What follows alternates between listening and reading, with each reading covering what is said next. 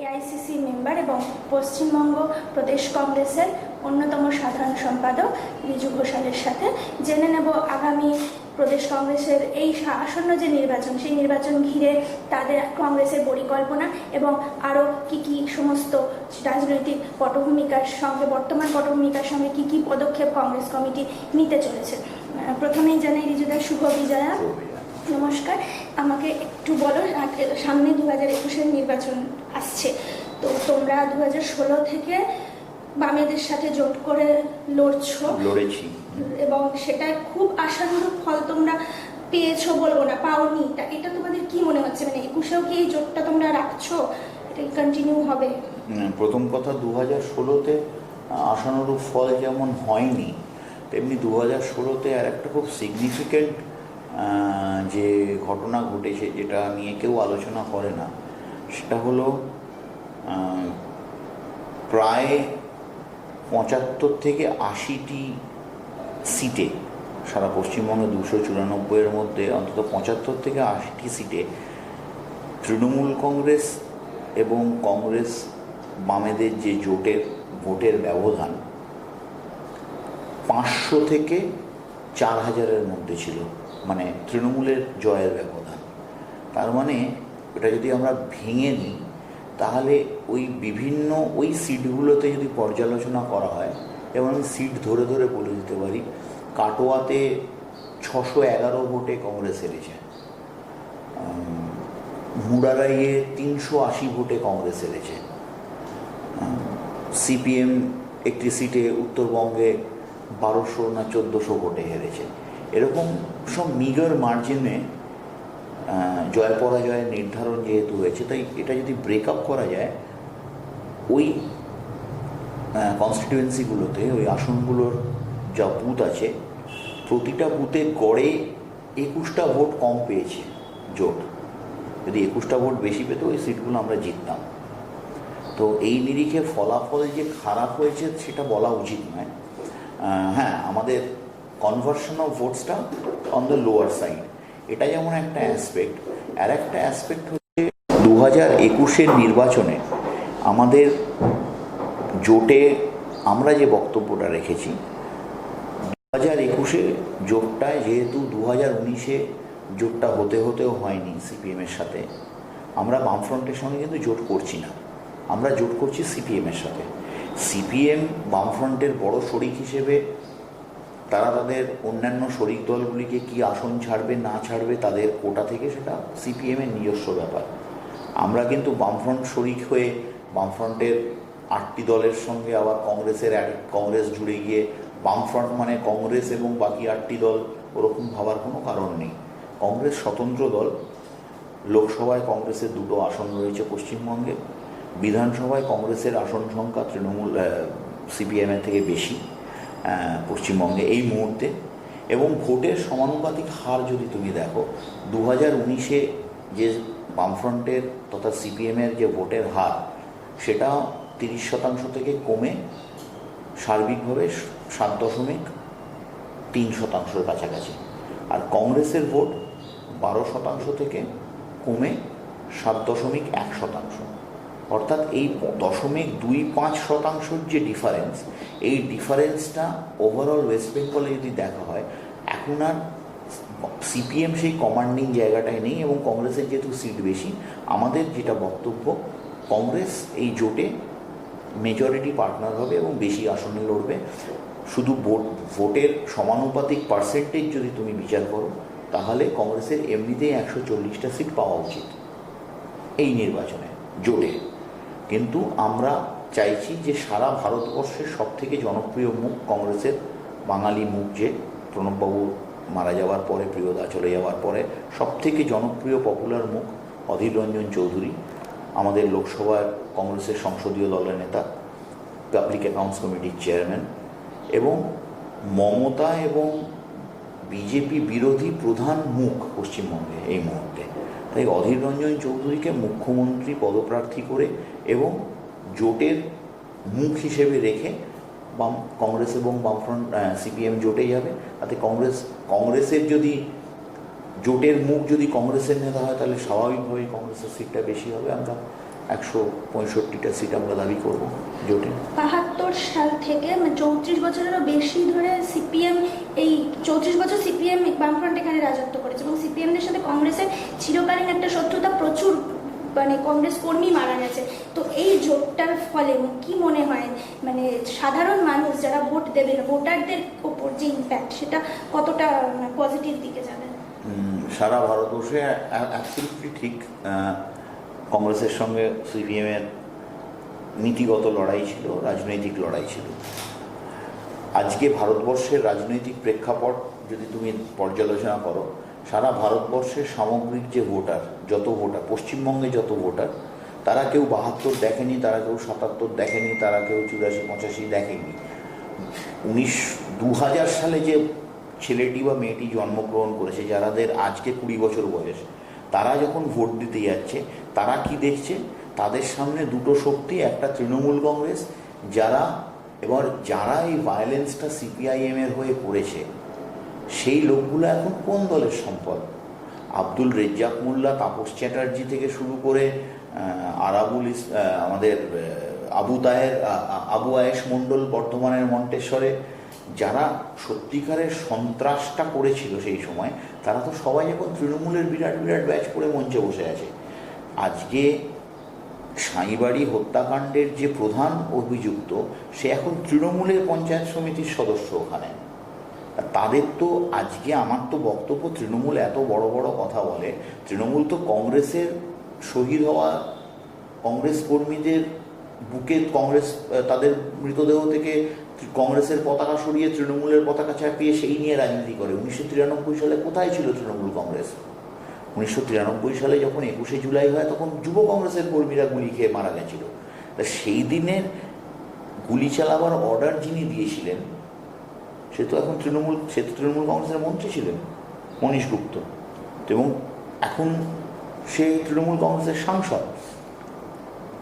সেই সময় যিনি পুলিশের বড় কর্তারা ছিলেন, রজপাল সিং থেকে শুরু করে অবনী মোহন জোয়ারদার থেকে শুরু করে হায়দার আজিজ শফি, তারা তো সব আজকে, যারা তথাকথিত বামফ্রন্টের কথায় ওঠা বসা করতো বা সিপিএমের কথায় ওঠা বসা করে কংগ্রেস কর্মীদের, বিরোধী দলের নেতা কর্মীদের ওপর আক্রমণ করত এবং পুলিশ কোনো ব্যবস্থা নিত না, তো তারা তো আজকে তৃণমূলের সম্পদ। আজকে ট্যাক্স পেয়ারদের টাকা খরচ করে একটা কমিশন করলেন মাননীয় মুখ্যমন্ত্রী, সেই কমিশনের রিপোর্টটা কেন পাবলিশ হচ্ছে না? 21শে জুলাইয়ের তো কমিশন বসিয়েছিলেন 2011-তে, আজকে 10 বছর হয়ে গেল, সেই কমিশনের রিপোর্ট কোথায়? কংগ্রেসী হিসেবে আমাদের এটা দাবি, আমি মাননীয় মুখ্যমন্ত্রীকে দায়িত্ব নিয়ে আমি চ্যালেঞ্জ করছি, ওনার ক্ষমতা থাকলে উনি সেই রিপোর্ট পাবলিশ করুন। যে রিপোর্ট জাস্টিস সুশান্ত চ্যাটার্জির তত্ত্বাবধানে যে কমিশন করে গড়া হয়েছিল, সেই কমিশনের রিপোর্ট কেন পাবলিশ হচ্ছে না? কে গুলি চালাবার অর্ডার দিয়েছিল সেদিন? তার কারণ মমতা বন্দ্যোপাধ্যায় নিজেও জানেন, তাদের দলে তাদের দলে যারা যারা এসছে, তারা প্রত্যেকে বামফ্রন্ট থেকে বিতাড়িত হয়ে, সিপিএম থেকে বিতাড়িত হয়ে, তারা এখন মমতা বন্দ্যোপাধ্যায়ের সম্পদ হয়েছে। তাই যারা 1995 পর থেকে কিংবা 2000 সালে বা 2001-2 যারা জন্মেছে, তাদের কংগ্রেসের শাসন তো তারা দেখেনি, তারা বামফ্রন্টেরও শেষের দিকটা দেখেছে। তারা এতই ছোট, যখন বামফ্রন্ট খায় না মাথায় দেয়, তারা বোঝার মতো অবস্থা ছিল না। এই ছেলেটি 2002-এ জন্মগ্রহণ করেছে, যারা এবার ছিল নতুন ভোটার। 2020-তে যাদের 18 বছর বয়স হচ্ছে, তা 2002 থেকে 2011, 7 বছর বয়স যাদের বা 9 বছর বয়স যাদের, তার তো বোঝার ক্ষমতাই নেই যে বামফ্রন্ট কী বা কী ছিল, বা সিপিএম কী ছিল, বা কংগ্রেস কী। তারা দেখেছে তৃণমূল এবং সিপিএমের সঙ্গে লড়াই হচ্ছে, সেটা তাদের বোঝার মতো রাজনৈতিক বোধও তৈরি হয়নি। 11-তে তৃণমূল ক্ষমতায় এসছে। তা আজকে সেক্ষেত্রে কংগ্রেসের কি একটা এজেন্ডা হবে এই যুব সমাজ যারা আছে তাদের কাছে? নিশ্চয়ই আমাদের প্রাইমারি এজেন্ডা হচ্ছে যত বেশি সংখ্যক youth voters, first time voters, second time voters যারা আছে, তাদেরকে অনেক বেশি করে আমরা অ্যাপ্রোচ করব। এবং কংগ্রেসের হিস্টোরিক্যালি কংগ্রেসের একটা ভোট বেস রয়েছে শহরাঞ্চলে, কিছু কিছু গ্রামাঞ্চলে, কিছু কিছু জেলায় আমাদের যথেষ্ট ভালো শক্তি রয়েছে। কিন্তু আমরা আরও চাইবো যাতে আরও বেশি করে ইউথ কংগ্রেসের সঙ্গে যুব সমাজ আরও বেশি করে কানেক্ট করুক। কারণ কংগ্রেসই এমন একটি দল যেটা একটা রাজনৈতিক স্থিরতা দিতে পারে, ভারতবর্ষকেও দিতে পারে, পশ্চিমবঙ্গকেও দিতে পারে। 72 সালে আমারই জন্ম হয়নি, যখন 77 সালে কংগ্রেসের সরকার পড়ে গেছে তখন আমার 2 বছর বয়স। কংগ্রেসটা কী তখন আমি জানতামও না। পরবর্তীকালে আমি রাজনৈতিক প্রক্রিয়ার মধ্যে দিয়ে বেড়ে উঠেছি, রাজনৈতিক ঘরানায় বেড়ে উঠেছি, আমি রাজনীতি করেছি। পরবর্তীকালে আমি politics was a matter of choice for me, it was not a matter of compulsion. আমার ইচ্ছে ছিল তাই আমি রাজনীতি করেছি, আমি নাও করতে পারতাম। কিন্তু আমার মনে হয়েছে যে একটা সুস্থ সমাজ গড়ে তোলার জন্য এডুকেটেড ইউথ মানুষদের আরও বেশি করে কানেক্ট করা উচিত এবং সমাজের সর্বস্তরের মানুষদের এসে কাজ করা উচিত। মানে আনফর্চুনেটলি তৃণমূল কংগ্রেসের যে সমস্ত নেতারা সাইকেল চালিয়ে ঘুরে বেড়াতো এই বিভিন্ন জায়গাতে, তাদের আজকে এই বিগত 10 বছরে তাদের সম্পত্তি পরিমাণটা একবার জিজ্ঞেস করবেন। কাদের টাকা তারা নিচ্ছে, কোথা থেকে সে টাকা আসছে? তো এই প্রশ্নগুলো তো মানুষ করছে, এগুলো তো চোখে আঙুল তুলে দেখিয়ে দেওয়া যায়, দেখা যাচ্ছে যে লোকটা সাইকেল চালিয়ে। তো কেন্দ্রীয় তদন্তকারী সংস্থা যথেষ্ট অ্যাক্টিভ এবং কোথায় কেন্দ্রীয় তদন্তকারী সংস্থা অ্যাক্টিভ? আজকে তৃণমূল কংগ্রেস ভারতীয় জনতা পার্টির ঔরসে তাদের জন্ম। 1998 সালে যখন তৃণমূল কংগ্রেস থেকে ভেঙে হয়, তখন মমতা বন্দ্যোপাধ্যায় তৎকালীন বিরোধী নেত্রী, তিনি বক্তব্য রেখেছিলেন। তিনি আনন্দবাজারে একটা বড় হেডলাইন হয়েছিল যে বিজেপিকে ফ্রন্টে এনে সিপিএমকে হারাবো, মানে মমতা বন্দ্যোপাধ্যায় নামের প্রথমটা দিয়ে মমতা বলে হেডলাইন করেছিল, মানে বহুল প্রচলিত দৈনিক। তাতে মমতা বন্দ্যোপাধ্যায় একাধিক ইন্টারভিউতে আরএসএসের মঞ্চে তো ভাই কংগ্রেস যায়নি, মমতা বন্দ্যোপাধ্যায় কি আরএসএসের মঞ্চে বক্তব্য রেখে এসছে। মমতা বন্দ্যোপাধ্যায় বলেছে আরএসএসের থেকে বড় দেশপ্রেমিক কেউ নেই। তৎকালীন আরএসএসের সংঘ প্রচারক কে.এস. সুদর্শন মমতা বন্দ্যোপাধ্যায়কে বলেছে মমতা বন্দ্যোপাধ্যায় দেবী দুর্গা। তা আজকে আমরা তো ঘর করিনি ভাই বিজেপি আরএসএসের সাথে, মমতা বিজেপির সঙ্গে ঘর করেছে। বিজেপির তৃণমূল কংগ্রেসের তার মন্ত্রিসভায় তৃণমূল কংগ্রেসের মন্ত্রী হিসেবে রেলমন্ত্রী হয়েছে, দপ্তরহীন মন্ত্রী হয়েছে, কয়লা মন্ত্রী হয়েছে। অটল বিহারী বাজপেয়ী প্রধানমন্ত্রী, মমতা বন্দ্যোপাধ্যায় গিয়ে বলেছে যে আমি লড়াই করতে পারবো না, আমার দপ্তর চাই না, একটা মন্ত্রিত্ব দিন আমাকে। দপ্তরবিহীন মন্ত্রী হয়ে মমতা বন্দ্যোপাধ্যায় পশ্চিমবঙ্গে ঘুরে বেড়াচ্ছে। তাই এসব তো ভারতবর্ষের মানুষ দেখেছে, পশ্চিমবঙ্গের মানুষ দেখেছে। আজকে মমতা বন্দ্যোপাধ্যায় বিরোধিতা করবে, এনআরসির বিরোধিতা করতে দেখা গেছে মমতা বন্দ্যোপাধ্যায়কে। রাস্তায় মাইক ফুঁকেছে। পার্লামেন্টে যেদিন সিএ বিলটা টেবিল হচ্ছে, আমি সেদিন পার্লামেন্টে দর্শক হিসেবে প্রেজেন্ট ছিলাম। আমি ছিলাম পার্লামেন্টে, আমি ওটা বিশেষ কাজে গিয়েছিলাম দিল্লিতে, আমার দলনেতাকে বলে আমি পার্লামেন্টের প্রসিডিংস দেখতে গিয়েছিলাম। 11 জন সাংসদ অনুপস্থিত কেন ছিল সেদিন তৃণমূলের? এই প্রশ্নগুলো তো মানুষ করবে। আজকে এত লম্পঝম্প করছে কৃষি বিল নিয়ে, ডেরেক ওব্রায়েন গিয়ে রাজ্যসভার ডেপুটি স্পিকারের চেয়ারপারসনের মাইকের তার ছিঁড়ে দিচ্ছে, কিন্তু লোকসভাতে যখন বিল পাস হচ্ছে তখন কোথায় ছিল তৃণমূল কংগ্রেসের সাংসদরা? তারা ছিল, তারা তো ওয়াকআউট করেছিল। তারা বলছিল আমি গান্ধী মূর্তির নিচে যাচ্ছি ধর্ণা দিতে। তা তুমি যদি বিরোধিতা করবে, কংগ্রেস তো ওয়াকআউট করেনি, কংগ্রেস তো বিলের বিরোধে ভোট করেছে, বিরোধিতায় ভোট করেছে। মমতা বন্দ্যোপাধ্যায়ের দল তৃণমূল কংগ্রেস, তার পার্লামেন্টের নেতা সুদীপ বন্দ্যোপাধ্যায়, ডেপুটি লিডার কল্যাণ বন্দ্যোপাধ্যায় এবং লক স্টক ব্যারেল তারা কেন ওয়াকআউট করেছিল? বিলের বিরোধিতা করে আমরা ওয়াকআউট করছি কেন? বিলের বিপক্ষে ভোটটা দিতে পারলো না পার্লামেন্টে বসে। তৃণমূল কংগ্রেস কী বিজেপির বিরোধিতা করবে? কেন্দ্রীয় তদন্ত এজেন্সি বলছো তুমি। কটা অ্যারেস্ট হয়েছে সারদাতে? কজন অ্যারেস্ট হয়েছে নারদাতে? আজকে প্রচুর কানাঘুষো শোনা যাচ্ছে যে তৃণমূলের সব বড় বড় নেতা, আজকে এই বিজেপি তো দাঁড়িয়ে বলেছিল ভাগ মুকুল ভাগ, মুকুল রায় আজ কোন দলের সম্পদ? এই বিজেপি তো দাঁড়িয়ে বলেছিল যে প্রত্যেককে আমরা জেলে পুরবো। কটা লোককে জেলে পুড়েছে? আজকে সারা পশ্চিমবঙ্গে নাকি সারা কলকাতায় কেন্দ্রীয় তদন্তকারী এজেন্সি সিবিআই নাকি রাজীব কুমারকে খুঁজেই পাচ্ছে না। রাজীব কুমারের বিরুদ্ধে যখন সিবিআই ওয়ারেন্ট ইস্যু করেছিল এবং অ্যারেস্ট করতে এসেছিল এখানে, কোথায় ছিল? মমতা বন্দ্যোপাধ্যায় গিয়ে অমিত শাহর সঙ্গে মিটিং করে আসার পরেই রাজীব কুমার উদয় হয়ে গেল, তার বেলও হয়ে গেল। তাই এগুলো তো মানুষ নিজের চোখে দেখছে। তাই তৃণমূল কংগ্রেসের বিশ্বাসযোগ্যতা বিজেপির বিরোধিতার ক্ষেত্রে মানুষ একচুল বিশ্বাস করে না। কংগ্রেসের সিএএ বিরোধিতা করার প্রধান কারণ কি? কংগ্রেসের সিএএ বিরোধিতার প্রধান কারণ, সিএএটা বিরোধিতার প্রধান দুটো কারণ আছে। ভারতবর্ষে যে সিটিজেনশিপ অ্যাক্ট আছে এবং ভারতবর্ষের সংবিধানে সিটিজেনশিপ সম্বন্ধে যে কথাগুলি বলা আছে, সেটার কমপ্লিটলি ডিফারেন্ট ডিরেক্টিভে একটা আইন নিয়ে আসা হয়েছে। তো বিলে কি বলা হয়েছে, 6টি বিশেষ সম্প্রদায়কে তাদেরকে সুবিধে দেওয়া হচ্ছে, তাদের বিরুদ্ধে যদি ধর্মীয় পারসিকিউশন, রিলিজিয়াস পারসিকিউশন হয়। তো রিলিজিয়াস পারসিকিউশন যে দেশগুলোর কথা বলা হয়েছে, 3টি দেশের কথা বলা হয়েছে, বাংলাদেশ, পাকিস্তান, আফগানিস্তান। কেন অন্যান্য জায়গাতে ভারতীয় যারা নাগরিক আছে সেখানে যদি রিলিজিয়াস পারসিকিউশন হয়, তুমি যদি কাউকে ভারতবর্ষে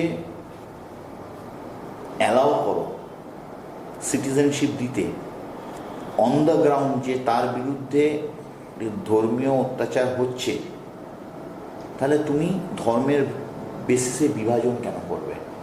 এটা আর্টিকেল 15 অর্থাৎ সংবিধানের 15তম অনুচ্ছেদের পরিপন্থীটা করতে পারা যায় না। ভারতবর্ষের সংবিধান বলে দিয়েছে যে কোনো রকম ডিসক্রিমিনেশন করা যাবে না কোনো ক্ষেত্রে, সেটা জাতের ক্ষেত্রে হতে পারে, ধর্মের ক্ষেত্রে হতে পারে, তাদের সেক্সুয়াল প্রেফারেন্সের ক্ষেত্রে হতে পারে, তাদের সামাজিক অবস্থানের ক্ষেত্রে হতে পারে। কোনো রকম ডিসক্রিমিনেশন করা যাবে না। এটা তো একটা ডিসক্রিমিনেশন করছো। মুসলমানকে বাদ দিয়ে তুমি আরও 6টা ধর্মকে বলছো। আজকে মুসলমানদের মধ্যেও অনেক ভাগ আছে, যারা শিয়া মুসলমান কিংবা যারা বোরা মুসলিম, তাদের ওপরও তো রিলিজিয়াস পারসিকিউশন হয়েছে বিভিন্ন দেশে। তাদেরকে কেন তুমি এর মধ্যে ইনক্লুড করছো না?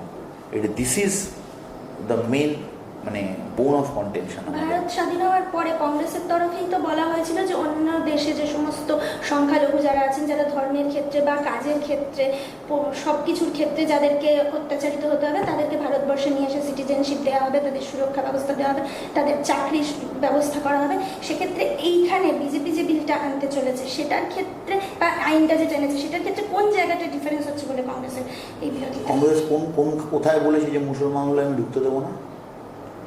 কোথায় বলেছে? কোথাও বলেনি। ভারতবর্ষে আজকে সবচেয়ে বেশি ইনফ্লাক্স কোন সময় হয়েছে?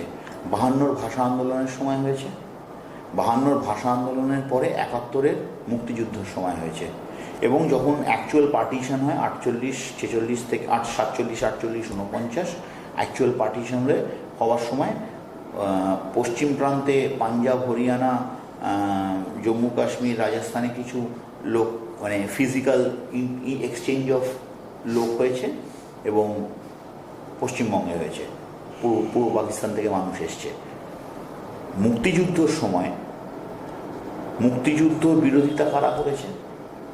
মুক্তিযুদ্ধ বিরোধিতা সেই সময় আরএসএস করেছে। আরএসএস বলেছে যে এটা একটা এক্সটার্নাল অ্যাফেয়ার, আমাদের ভারতবর্ষের ইনভলভ হওয়ার দরকার নেই।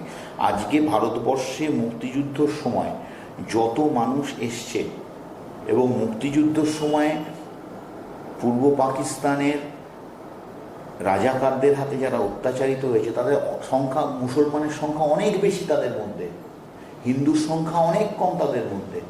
মুক্তিযোদ্ধারা যারা এখানে 3 মার্চ থেকে শুরু করে 4 নভেম্বর অবধি 1971 সালে যখন এসেছিল, এই যে শরণার্থী শিবিরগুলো হয়েছিল সমস্ত পশ্চিমবঙ্গের প্রান্তিক জেলাগুলিতে, বসিরহাট থেকে শুরু করে, বনগাঁ থেকে শুরু করে সমস্ত প্রান্তিক জেলাগুলিতে যে রেফিউজি রিহ্যাবিলিটেশন সেন্টারগুলো, আর সাইটগুলো তৈরি করা হয়েছিল, আগে হয়েছিল, পরবর্তীকালে সেখানে যারা শরণার্থী তারা এসেছিল, তাদের মধ্যে অনেক বেশি সংখ্যক মুসলমান ছিল। তারা কিসের টানে এসেছিল? তারাও তো চেয়েছিল বাংলা ভাষাকে স্বীকৃতি দিতে হবে, তারাও তো চেয়েছিল বাংলাদেশকে স্বাধীন করতে হবে, কারণ রিমোট কন্ট্রোলে পশ্চিম পাকিস্তান থেকে ওরা চালালে আমরা এটা মেনে নেব না। তাদেরও তো অত্যাচারিত হয়েছিল। তাদের কথা কংগ্রেস তো কখনো বলেনি ভাই তুমি মুসলমান, তোমাকে ঢুকতে দেবো না, তুমি হিন্দু, তুমি ঢোকো, কখনো তো বলেনি। ভারতবর্ষের 2 নেশন থিওরির যে 2টি রাজনৈতিক দল প্রবক্তা, একটি হচ্ছে হিন্দু মহাসভা, একটি হচ্ছে মুসলিম লীগ। কংগ্রেস কোন জায়গাতে বলেছে যে ধর্মের ভিত্তিতে ভারতবর্ষ ভাগ হবে? কখনো বলেনি, কোথাও বলেনি। কোনো ট্রিটি অফ অ্যাক্সেশনে কোথাও লেখা নেই। ট্রিটি অফ অ্যাক্সেশনে কী লেখা ছিল? যে তুমি যদি মনে করো যে you want to join with the dominion of Pakistan, you want to go and join, or you stay with India. যে এই যে ট্রিটি অফ অ্যাক্সেশন, এখানে কোথায় ধর্মের কথা বলা হয়েছে যে তোমার ধর্মের ভিত্তিতে দেশ ভাগ হবে? ফিজিক্যাল ট্রান্সফার অফ হিউম্যানস, সেটা তো হয়েছিল পার্টিশনের পরে। সেটা হিন্দু মহাসভা নেতা শ্যামাপ্রসাদ মুখার্জি দাবি করেছিলেন যে ধর্মের ভিত্তিতেই ভাগ করতে হবে, বাংলাকে ভাগ করতে হবে ধর্মের ভিত্তিতে। এ কথা শ্যামাপ্রসাদ মুখার্জি বলেছিল, এবং জিন্না বলেছিল যে ধর্মের ভিত্তিতে পাকিস্তান ইজ ফর মুসলিমস। সে সময় পার্টিশনের সময় যত মুসলমান পাকিস্তানে গিয়েছিল তার চেয়ে অনেক বেশি সংখ্যক মুসলমান ভারতবর্ষ থেকে গিয়েছিল এটা বলে যে ভারতবর্ষ থেকে আমরা যাবো না, এটা আমাদের দেশ। কারণ কংগ্রেস কখনো ধর্মের ভিত্তিতে বিভাজনটা করেনি, বিভাজন দেশ ভাগ হয়নি সেভাবে। এটাই তো মেন ইস্যু। লিয়াকত আলী খানের সঙ্গে জওহরলাল নেহরুর একটা চুক্তি হয়েছিল যে উভয় দেশেই যারা সংখ্যালঘু ভারত এবং পাকিস্তানে তাদের নিরাপত্তা সম্পূর্ণভাবে সুনিশ্চিত করা হবে। সেখানে এখন বর্তমানে পাকিস্তানে যারা সংখ্যালঘু হিন্দু যারা ছিল সেটা 23% থেকে এক জায়গায় কমেছে 3, এক জায়গায় 30 থেকে কমে 7। সেখানে ভারতবর্ষে বেড়ে হয়ে গেছে 14.2%। এবং কয়েকদিন আগেও একটা লাভ জিহাদের শিকার হয়েছে এক তরুণী উত্তরপ্রদেশে। এটা ঘটেই চলেছে, বা পশ্চিমবঙ্গের ক্ষেত্রেও প্রচুর নারী পাচার বা এই ধরনের ঘটনাগুলো ঘটে। তো কি বলবেন এই বিষয়ে? যখন পণ্ডিতজির সঙ্গে লিয়াকত আলীর এই চুক্তিটি হয় তখন, এবং সেই চুক্তির মান্যতা কখনো পাকিস্তান দেয়নি, এবং সেই চুক্তির মান্যতা কিন্তু ভারতবর্ষ দিয়েছে। সংখ্যালঘু ভারতবর্ষে রিলিজিয়াস পারসিকিউশন কেবলমাত্র সেই ধরনের ঘটনা, 1 লাখের ঘটনা কিংবা রোহিত ভেমুলার ঘটনা কিংবা তারও আগে বখতিয়ারপুর ম্যাসাকার, এই যে ঘটনাগুলি ঘটেছে সেগুলো সবই কিন্তু অকংগ্রেসি সরকারের সময়। ভারতবর্ষে সবচেয়ে বেশি সংখ্যালঘুরা নিরাপদ এই মুহূর্তে। কংগ্রেসের আমলে সবচেয়ে বেশি নিরাপত্তা সংখ্যালঘুরাই পেয়েছে। সংখ্যালঘু মানে শুধু মুসলমান নয়, কিন্তু সংখ্যালঘু মানে আমরা তফসিল জাতি উপজাতি যারা আছে, দলিত যারা আছে, বিভিন্ন সম্প্রদায়ের মানুষ, তারা এই যে ইনক্লুসিভনেস, ভারতবর্ষের কনসেপ্ট অফ ইনক্লুসিভনেস, এই কনসেপ্টটা তো পাকিস্তানের নেই। ফলে পাকিস্তানের রিলিজিয়াস পারসিকিউশন হয়েছে, এটা তো ঘটনা। এবং আজকে উত্তরপ্রদেশে মনীষা বাল্মীকির ঘটনা, হাতরাস ঘটনা হোক কিংবা বুলন্দশহরের ঘটনা হোক, কিংবা এরও আগে রোহিত ভেমুলার ঘটনা হোক, কিংবা 1 লাখের ঘটনা হোক, কিংবা পেহলু খানের ঘটনা হোক, এই ঘটনাগুলো চোখে আঙুল তুলে দেখিয়ে দিচ্ছে যে বর্তমান শাসক দলের যে ভারতবর্ষের যে কনস্টিটিউশনাল ফ্যাব্রিক, সেটার প্রতি কোনো আস্থা নেই, কোনো ভরসা নেই এবং কোনো সম্মান নেই। সেই কারণে যোগী আদিত্যনাথ হোক কিংবা শিবরাজ সিং চৌহান হোক কিংবা বসুন্ধরা রাজে হোক কিংবা অন্য কোনো চিফ মিনিস্টার হোক, যারা বিজেপি শাসিত রাজ্যের চিফ মিনিস্টাররা, তারা এই ধরনের ব্যাপারগুলোতে ইন্ধন জুগিয়েছে। কারণ হিন্দুস্তান কনসেপ্ট, সেই কনসেপ্টটা তো এক্সক্লুসিভলি আরএসএসের কনসেপ্ট, এবং সেই আরএসএসের কনসেপ্ট থেকে শুরু করে সেটা ওদের মধ্যে এমনভাবে ইনগ্রেন করা আছে যে তারা এর বাইরে যে ভারতীয়ত্ব কনসেপ্টটা, এরা অ্যাকসেপ্ট করতে পারে না। এদের কাছে তুমি আগে হিন্দু হবে তারপরে ভারতীয় হবে। এবার মজার ব্যাপার হচ্ছে, আগে হিন্দু হবে কি, তুমি যদি আবার হিন্দু হয়ে কোনো অনগ্রসর জাতি কিংবা উপজাতির লোক হও তাহলে তুমি হিন্দু নও। হিন্দু মানে মনুবাদ বা ব্রাহ্মণ্যবাদ।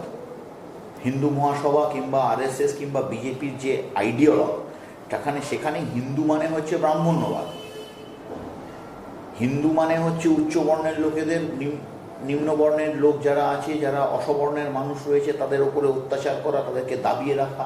এই যে মনুবাদের যে বিভীষিকাময় একটা বীজ, এটা ভারতবর্ষে আবার রোপণ করছে ভারতীয় জনতা পার্টি। সেই কারণে আজকে আরও বেশি করে এই ধরনের ঘটনাগুলো ঘটছে। এগুলো আটকানো উচিত। সরকার কী স্টেপস নিয়েছে?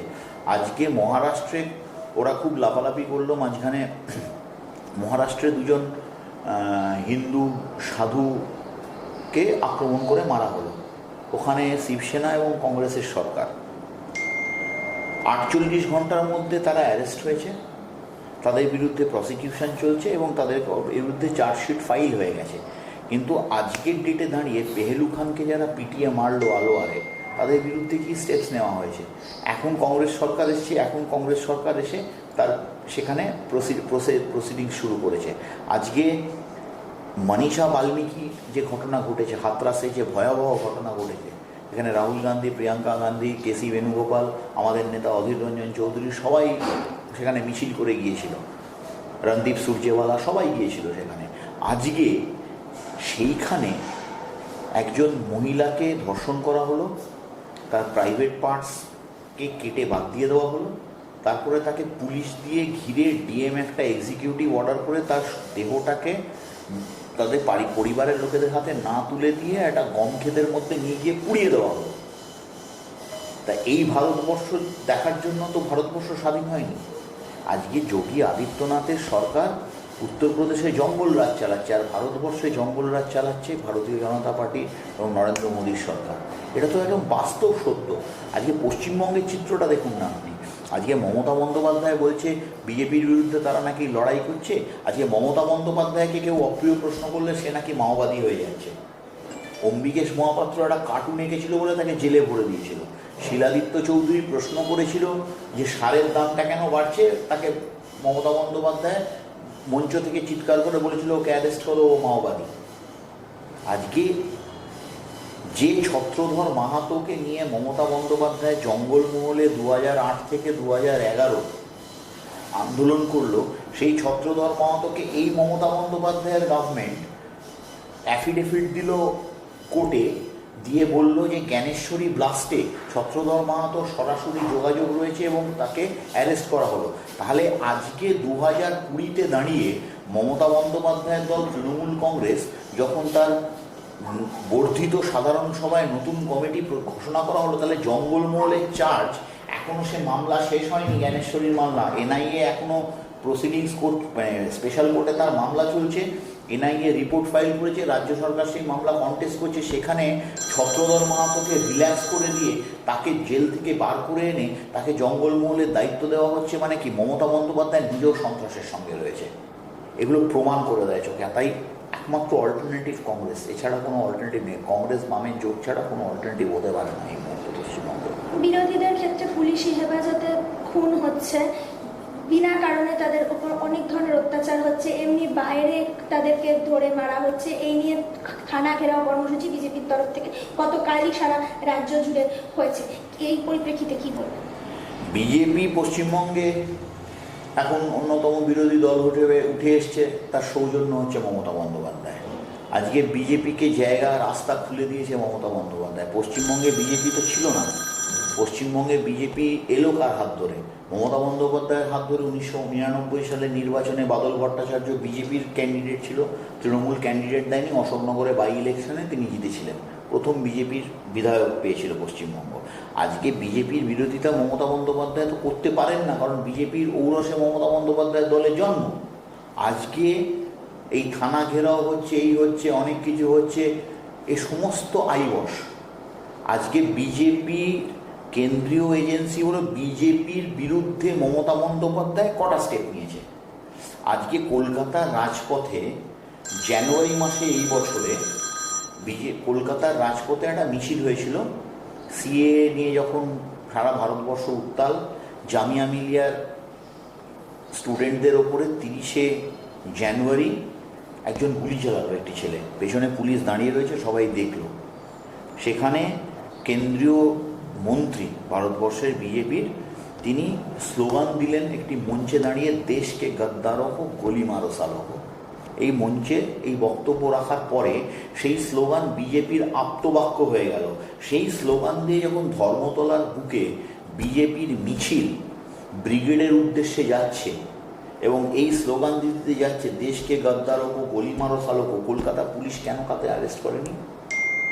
কোথায় বিজেপির বিরুদ্ধে আন্দোলন করছে মমতা বন্দ্যোপাধ্যায়? তো লোক আসলে ঘোড়ায় হাসবে এসব কথা বললে। আজকে বিজেপি যে সমস্ত করছে, এগুলো হচ্ছে বিজেপি ক্ষমতার একটা জায়গায়। বিজেপির মনে হচ্ছে তাদের 18টা এমপি রয়েছে, তারা ক্ষমতার ভীষণ কাছাকাছি চলে যাচ্ছে, সেই জন্য এখন মমতার সঙ্গে একটা শ্যাডো বক্সিং চলছে বিজেপির। আদতে কিছু নয়। কানাইয়া কুমারও কিন্তু কিন্তু বলেছিলেন হাম ছিনকে লেঙ্গে আজাদি, যে নিউতে দাঁড়িয়ে আজাদ দেশেতে দাঁড়িয়ে আজাদি চাওয়াটা, এটা মানে কানাইয়া কুমার ছিনকে লেঙ্গে আজাদি কথাটা বলেনি। কানাইয়া কুমার বলেছিল হাম ক্যা মাঙ্গে আজাদে, মানুবাদ সে আজাদি, ব্রাহ্মণ্যবাদ সে আজাদি, ভুকমারি সে আজাদি। আজকে ভারতবর্ষে যে আর্থসামাজিক প্রেক্ষাপট বিগত 6 বছরে রয়েছে, কোথায় ভারতবর্ষের জিডিপি দাঁড়িয়ে রয়েছে? -23.9% ভারতবর্ষের জিডিপি। সমস্ত রাষ্ট্রায়ত্ত সংস্থাগুলোকে বিজেপি বিক্রি করে দিচ্ছে, আর তাদের বিরুদ্ধে স্লোগান হবে না?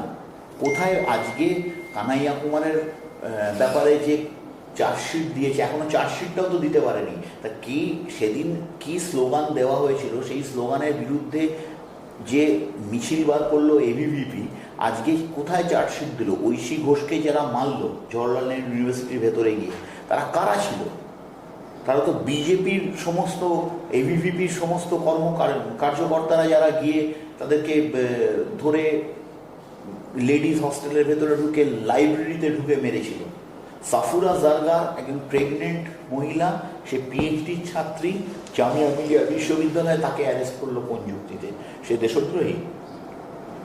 তার বেল হচ্ছিল না দীর্ঘদিন। তা আজকে এই পরিস্থিতি তৈরি করেছে তো ভারতীয় জনতা পার্টি, আর তার বিরুদ্ধে স্লোগান যে ছিনকে লেঙ্গে আজাদিতে তো বহু লোক বলেছে হাম ছিনকে লেঙ্গে আজাদি।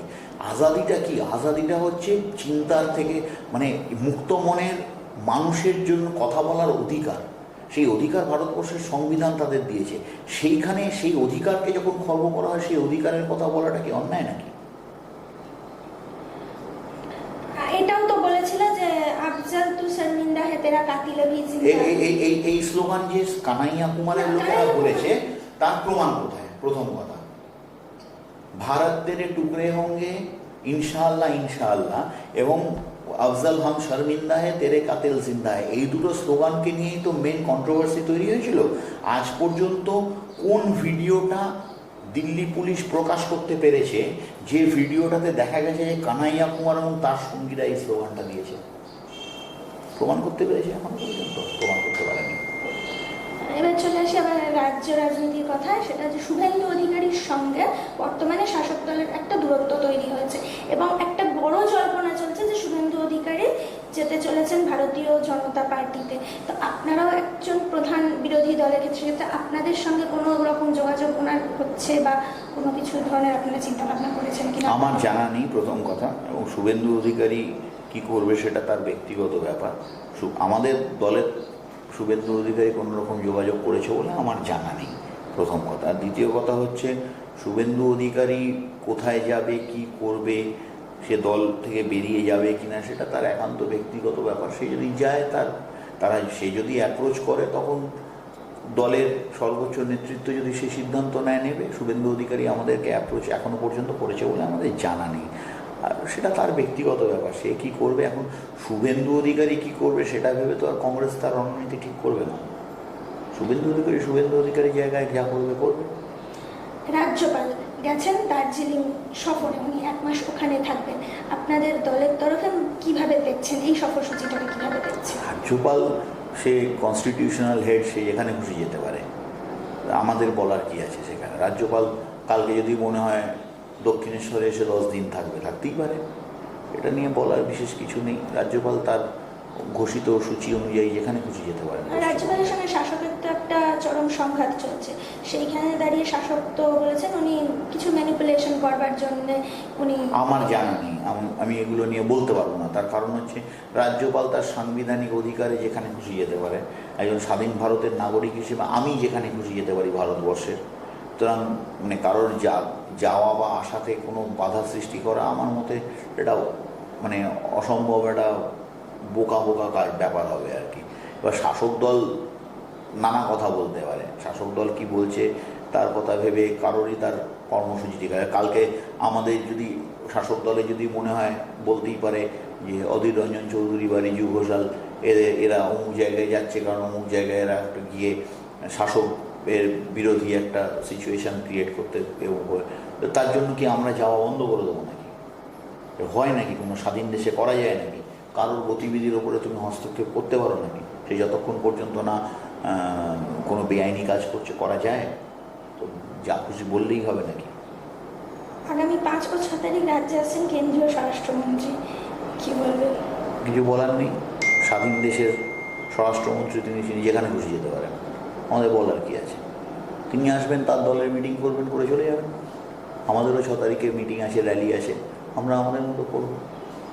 এত বেশি আসছে বলে আমাকে হই হই করার তো কিছু নেই, আসতেই পারে, সে না আসার কি আছে? আমার মনে হয় এই ধরনের রাজনীতিতে অনেক বেশি উদার হতে হবে। রাজনীতি এরকম নয় যে আমি অমুককে আসতে দেবো না, অমুককে ঢুকতে দেবো না। কয়েকদিন আগেই রাজ্যপাল গেছিলেন ওনার সঙ্গে দেখা করতে, তারপরেই ওনার হঠাৎ করে এই সিদ্ধান্ত। এবার রাজ্যপাল দেখা করতে কি কারণে গেছে, রাজ্যপালের সঙ্গে আমার কোনো কথা হয়নি এ ব্যাপারে, বলে আমি বলতে পারবো না। রাজ্যপাল আমাকে জানিয়েও যায়নি। রাজ্যপাল তার এখতিয়ারের মধ্যে গেছেন। এবার ভারতের স্বরাষ্ট্রমন্ত্রী, তিনি তার এখতিয়ারের মধ্যে আসবেন। আমার যদি মনে হয় আমার এখতিয়ারের মধ্যে আমি যেখানে খুশি যেতে পারি, আমার সে স্বাধীনতা আছে, ভারতবর্ষের সংবিধান তাকে সে স্বাধীনতা দিয়েছে। তো কারোর কিছু বলার নেই। আসবেন, তিনি তার মতো আসবেন, তার মতো মিটিং করবেন, কি আছে? ওটা নিয়ে ভাবছি না আমরা। শেষ প্রশ্ন, সেক্ষেত্রে 2021-এ আপনাদের জোটের ক্ষেত্রে, পশ্চিমবঙ্গের ক্ষেত্রে মুখ্যমন্ত্রীর মুখ কি অধীর রঞ্জন চৌধুরী? অ্যাবসলিউটলি, এর নিয়ে কোনো ডাউট থাকার কোনো কথা নেই। কারণ পশ্চিমবঙ্গে শুধু নয়, অধীর রঞ্জন চৌধুরী সারা ভারতবর্ষে একটা মুখ। পার্লামেন্টে কংগ্রেসের সংসদীয় দলনেতা, পাবলিক অ্যাকাউন্টস কমিটির চেয়ারম্যান, 25 বছরের সংসদীয় অভিজ্ঞতা, 5 বছর বিধানসভা, সেটা যোগ করলে 30 বছরের সংসদীয় রাজনীতির অভিজ্ঞতা তার। তা সেই অভিজ্ঞতা থেকে এবং তার যে সার্বিক যে তার রাজনৈতিক ব্যক্তি যে পরিচিতি, অধীর রঞ্জন চৌধুরী ছাড়া আর কোনো ক্রেডিবল ফেস জোটের ক্ষেত্রে এই মুহূর্তে আমার মতে নেই। তার কারণ মমতা বন্দ্যোপাধ্যায় এবং বিজেপি যিনি হবেন, দিলীপ ঘোষ যিনি আছেন, তাদের বিরুদ্ধে যদি সত্যিকারের বাংলা বিজেপি এবং তৃণমূল বিরোধী যদি কোনো মুখকে খুঁজতে চায়, তাহলে একমাত্র মুখ এই মুহূর্তে অধীর চৌধুরী। তাই কংগ্রেস বামের জোটে অধীর চৌধুরীকে মুখ করে এগোনো ছাড়া আর কোনো রাস্তা নেই। এটাই, I think this is the best alternative, best suited alternative এই মুহূর্তে আমাদের কাছে। আমরা সেই দিকেই প্রস্তুত করছি। আমরা সেদিকেই বাংলাদেশের তরফে কোনো প্রস্তাব যদি আসে, সেক্ষেত্রে আপনারা কি ভাবছেন? আলোচনা হবে, এখনও আলোচনা সেই স্তরে হয়নি। আমি সেই সমন্বয় কমিটির আমি একজন সদস্য। যে 5 জন আছেন কংগ্রেসের তরফ থেকে, আমাদের সভাপতি আমাদের 5 জনকে দায়িত্ব দিয়েছেন। মান্নান সাহেব আছেন মাথার ওপরে, এছাড়া প্রদীপবাবু আছেন, প্রদীপ ভট্টাচার্য, মনোজ চক্রবর্তী, নেপাল মাহাতো এবং আমি, এবং আমাদের সভাপতি থাকবেন সেখানে। এই আমাদের সঙ্গে সেই রকম ফর্মালি একটি মিটিং হয়েছিল সপ্তমীর দিন। সেটাতে একটা বেসিক ফর্মাল একটা খুব প্রিলিমিনারি আলোচনা হয়েছে, এখনও ফুল থ্রেডবেয়ার ডিসকাশন হয়নি। আলোচনা হবে, আমরা আমাদের প্রস্তাব রাখবো, এবার আমাদের ব্যাপার ওরা করবে। অনেক ধন্যবাদ রিজুদা আপনাকে। আমরা কথা বলে নিলাম রিজু ঘোষালের সঙ্গে। আগামী 2021-এ যে বিধানসভা নির্বাচন আসছে, সেই বিধানসভা নির্বাচনে বাম এবং কংগ্রেসের এখনো পর্যন্ত জোট প্রার্থী হিসেবে কংগ্রেসের তরফে ঠাকুরমুখ হিসেবে তুলে ধরা হচ্ছে অধীর রঞ্জন চৌধুরীকে। এরপরেই দেখার আরও যত দিন গড়ায় ভোটের দামামা কীভাবে পশ্চিমবঙ্গে সেটা বাড়তে থাকে এবং কীভাবে রাজনৈতিক পট পরিবর্তন হতে থাকে। ক্যামেরায় স্বপনের সঙ্গে আমি সমাপ্তি, টিডি হিন্দুস্তান, কলকাতা।